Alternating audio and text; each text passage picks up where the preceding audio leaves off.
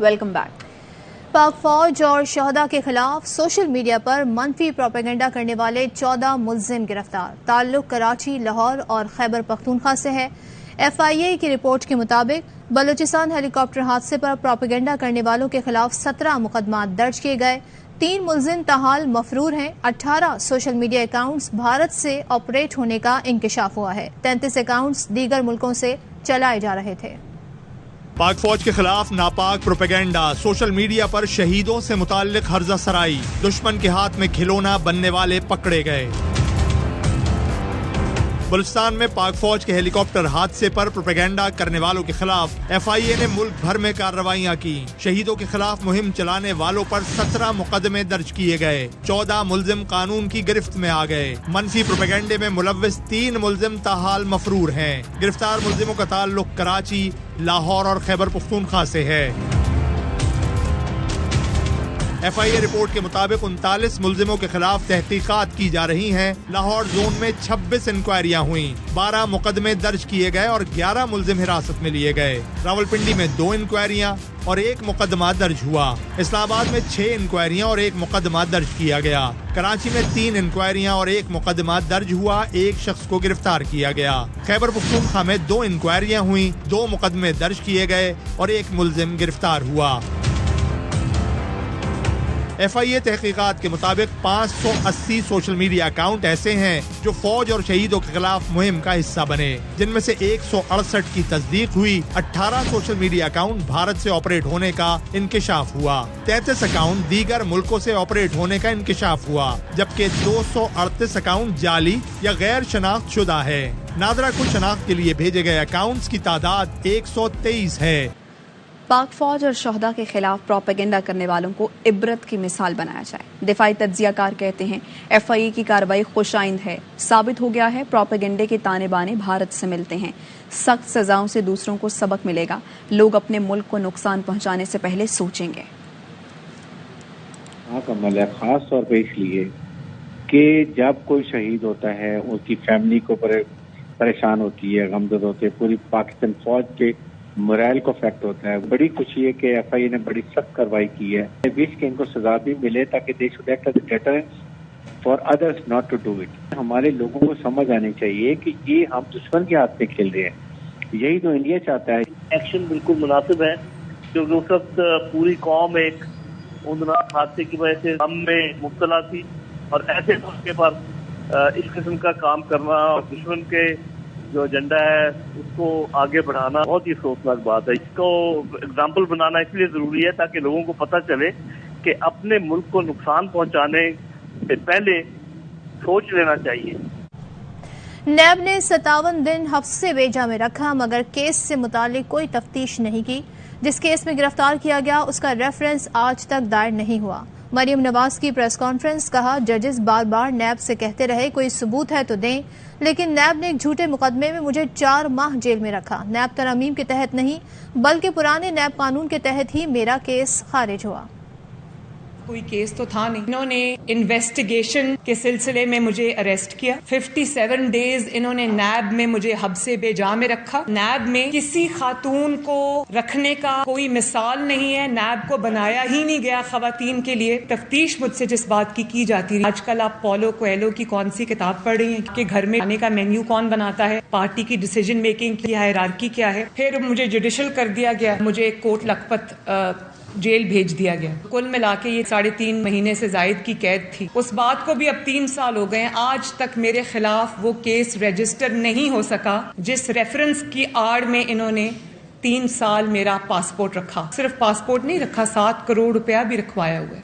6 سال میں اس جھوٹے مقدمے کو بھگتتی رہی۔ میرے والد نے اس جھوٹے مقدمے کو بھگتا، 150 سے زائد پیشیاں ہم نے بھگتی۔ سوال یہ ہے کہ 6 سال کیوں ایک جھوٹا مقدمہ چلا؟ امینڈڈ لا ہے نیب کا، جو نئی امینڈمنٹس آئی ہیں، نہ میں نے وہ اویل کی ہیں، نہ اس کے تحت مجھے ریلیف ملا ہے۔ مجھے نیب کے پرانے قانون کے تحت میرٹ پہ ریلیف ملا ہے کیونکہ میرے خلاف کیس ثابت نہیں ہو سکا۔ اس جھوٹے کیس میں نے سزا بھگتی 4 مہینے۔ مریم نواز سفید جھوٹ بولنے اور غلط معلومات دینے سے بھی باز نہ آئی۔ دعویٰ کیا عمران دور میں چینل مالکان پر مقدمے بنے، صحافیوں کو جیلوں میں بند کیا گیا۔ ہم نے تو اے آوائی کے خلاف کوئی مقدمہ نہیں بنایا، اے آوائی کے کسی شخص کو گرفتار نہیں کیا، حالانکہ کرنا چاہیے تھا۔ مریم نواز شاید بھول گئیں کہ نون لیگ نے آتے ہی اے آوائی نیوز کے خلاف بدترین انتقامی کارروائیاں شروع کر دی تھیں۔ چینل مالک سمیت 5 افراد پر متعدد جھوٹے مقدمات بنائے گئے، ہیڈ آف نیوز کو گرفتار کیا گیا، ایف آئی اے اور ایف بی آر کے نوٹسز کی بھرمار شروع کر دی گئی، چینل کو 24 دن بند رکھ کر لوگوں کے روزگار سے کھیلا گیا۔ مریم نواز نے اے آوائی نیوز کا مائک تک ہٹا دیا، پیمرا نے مریم نواز کے کہنے پر اے آوائی کو ہدف بنا لیا تھا۔ انتقامی کارروائیوں پر اے آوائی کو عدالتوں سے ریلیف ملا۔ سال میں صحافیوں کے ساتھ جتنی زیادتیاں ہوئی ہیں، جس طرح ان کو گولیاں ماری گئیں، جس طرح ان کو گھروں سے اٹھایا گیا، جس طرح ان کو تشدد کا نشانہ بنایا گیا، جس طرح ان کو نوکریوں سے نکالا گیا، جس طرح چینل مالکان کو اٹھا کر نیب میں بند کیا گیا، ان کے خلاف مقدمے بنائے گئے، تو اے آر وائی کے خلاف تو کوئی مقدمہ نہیں بن رہا، اے آر وائی کی کسی شخص کو گرفتاری نہیں ہو رہی، حالانکہ ہونی چاہیے، بہت بڑے بڑے جرائم کیے انہوں نے۔ لیکن جب آپ غیر سیاسی لوگوں کو لا کے بٹھاتے ہیں عدالتی حکم کے ذریعے تو پھر ایسا ہی ہوتا ہے۔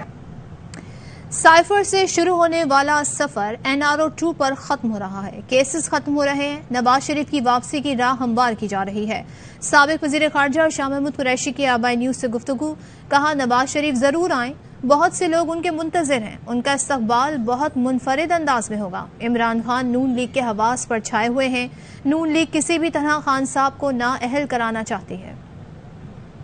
جو سفر ہے آغاز ہوا، مراحل سے اختتام ہو رہا ہے، NRO2 کیسز سے باعزت بری ہونا شروع ہو گئے، جو ملک سے باہر فرار ہوئے تھے آج آ کر انہوں نے خزانے کے قلمدان سنبھال لیے۔ نواز شریف کی واپسی اور ان کی سزا، اس میں بھی کوئی نرمی کے لیے، قانون سازی کے لیے بندوبست کیا جا رہا ہے۔ نواز شریف آنا چاہیں تو ان کو کوئی نہیں روک سکتا، ان کا ملک ہے، بہت سے لوگ ان کے منتظر ہیں، ان کا استقبال مختلف انداز میں ہوگا۔ خان صاحب ان کی نفسیات پر اتنے حاوی ہو گئے ہیں کہ بہانے تلاش کر رہے ہیں کہ کسی طرح ان کو نااہل کروا دیا جائے۔ یہاں وقت ہوا ایک بریک کا۔ Welcome back. اہم خبر آپ کو دیں، دہشت گردوں کی پشاور کے علاقے حسن خیل میں فوجی قافلے پر فائرنگ، جوانوں کی مؤثر جوابی کارروائی۔ بات کریں گے، لائق الرحمان ہمارے ساتھ موجود ہیں، آگاہ کیجیے لائق۔ جی نور، پشاور کا علاقہ ہے حسن خیل، جہاں پر دہشت گردوں نے ایک فوجی قافلے پر فائرنگ کی ہے۔ فوجی جوانوں کی فوری جوابی کارروائی کے نتیجے میں 3 دہشت گرد مارے گئے اور ہلاک دہشت گردوں سے اسلحہ اور مختلف نوعیت کا گولہ بارود بھی برآمد کر لیا گیا ہے۔ مارے گئے دہشت گرد سیکورٹی فورسز کے خلاف کارروائیوں میں ملوث تھے۔ تاہم شدید فائرنگ کے تبادلے میں پاک فوج کے جعفر آباد سے وابستہ 30 سالہ لانس نائک محمد پنا اور فرنٹیئر کانسٹیبلری کے جنوبی بلوچستان کے رہائشی 36 سالہ سپاہی شمس اللہ بہادری سے لڑتے ہوئے شہید ہو گئے ہیں۔ علاقے میں ممکنہ دہشت گردوں کے خاتمے کے لیے سرچ آپریشن بھی کیا گیا ہے۔ جی مانی، شکریہ آپ کا لائق۔ حقیقی آزادی تحریک کو جہاد سمجھ کر حصہ لیں گے، ہر قسم کی قربانی دیں گے، اللہ ہمارا حامی و ناصر ہو۔ عمران خان نے پشاور میں عہدیداروں اور کارکنوں سے حلف لیا۔ چیئرمین تحریک انصاف نے کہا، حقیقی آزادی مارچ کی کال کسی بھی وقت دے سکتا ہوں، قوم کو جہاد سمجھ کر مارچ میں حصہ لینا ہوگا۔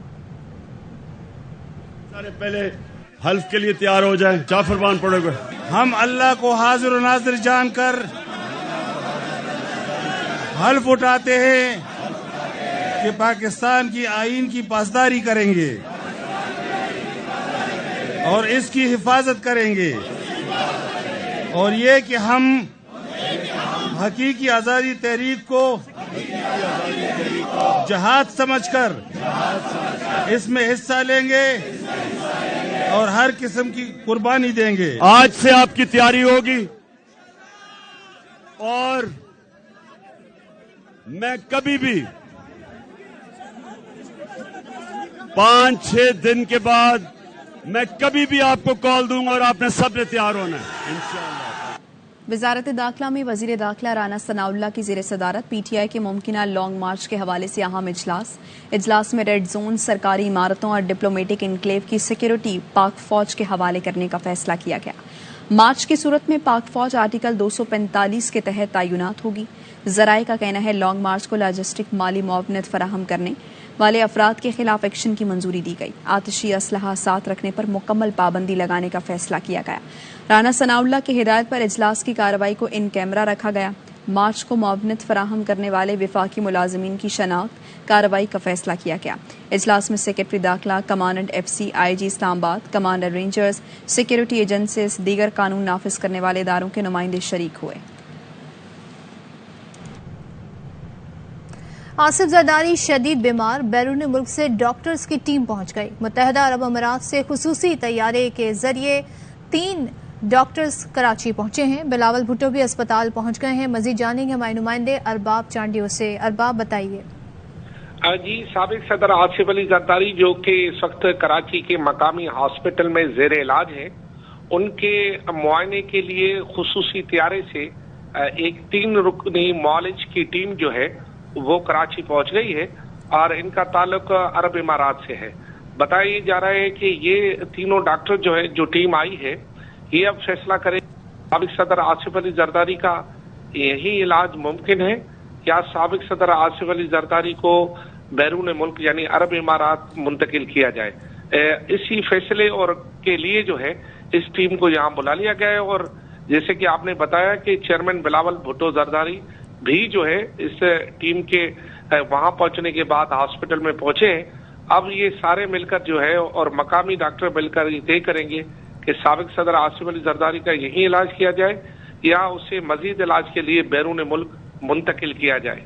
جی تو ارباب، کیا خبریں ہیں کہ کب تک اس حوالے سے فیصلہ ہو جائے گا کہ علاج یہاں ہوگا یا انہیں بیرون ملک منتقل کیا جائے گا؟ جی، میرے خیال میں آئندہ 48 گھنٹے انتہائی اہم ہوں گے اور اس بات کا کبھی امکان ہے کہ انہیں باہر منتقل کیا جائے، کیونکہ اگر ان کا علاج یہی ممکن ہوتا تو ضروری نہیں تھا کہ خصوصی طیارے کے ذریعے بیرون ملک سے معالج کی ٹیم بلائی جائے۔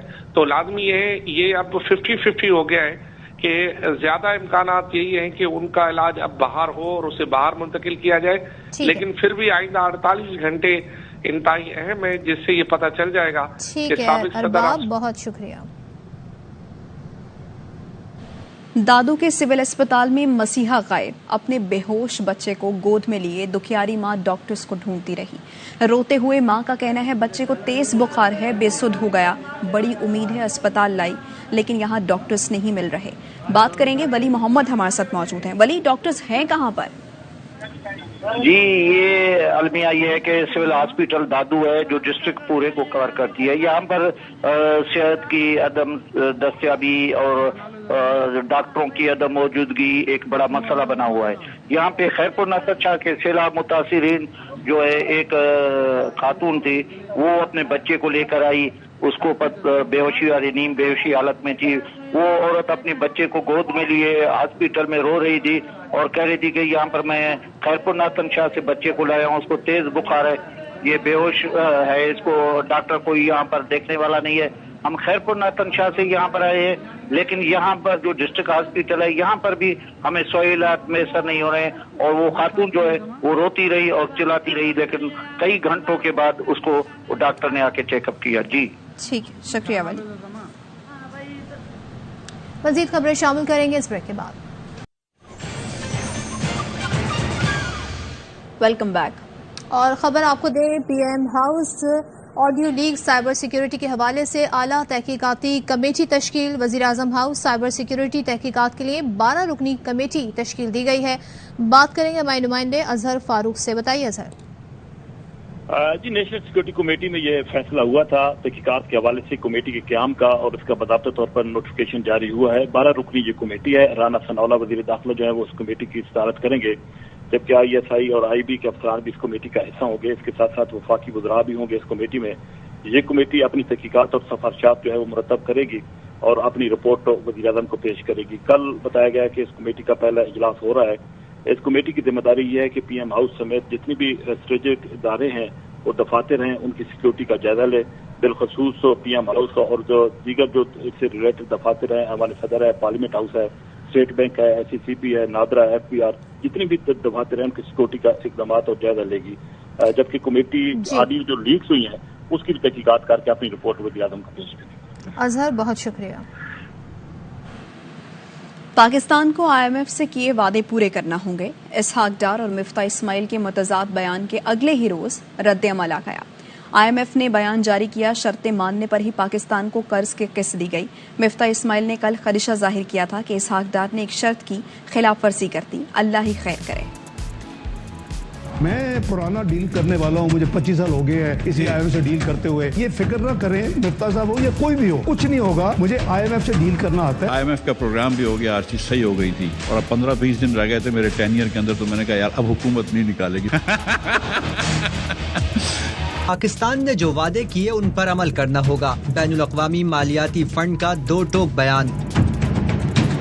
کہا پاکستانی حکومت کی جانب سے شرائط ماننے پر ہی قرض کی 7ویں اور 8ویں قسط جاری کی گئی. IMF کی نمائندہ ایستر پیریز روئس نے رائٹرز کو بتایا کہ IMF سپورٹ پروگرام کے تحت 7ویں اور 8ویں جائزہ رپورٹ میں جو بھی وعدے کیے گئے وہ بہرصورت پورے کرنے ہوں گے. IMF کو یقین تھا کہ جس دن تم کو پیسے ملیں گے اس کے بعد تم ٹیکس نہیں بڑھاؤ گے، پیٹرولیم ڈیولپمنٹ لیوی. میں کہا نہیں، for sure I will increase it. لیکن وزیر خزانہ اسحاق ڈار نے پہلے ہی ہفتے IMF پالیسی کی خلاف ورزی کر دی. رواں ماہ پیٹرول اور ڈیزل پر پیٹرولیم ڈیولپمنٹ لیوی نہیں لگائی. یہ میری ذمہ داری ہے کہ میں IMF کو میں نے ہینڈل کرنا ہے، مفتاح صاحب نے ہینڈل نہیں کرنا.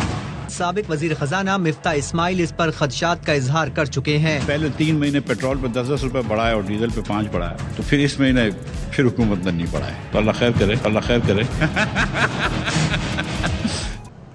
اپریل میں مفتاح اسماعیل نے خزانے کی کنجی سنبھالی تو سابق وزیر خزانہ ڈار کے ساتھ انبن چلتی رہی.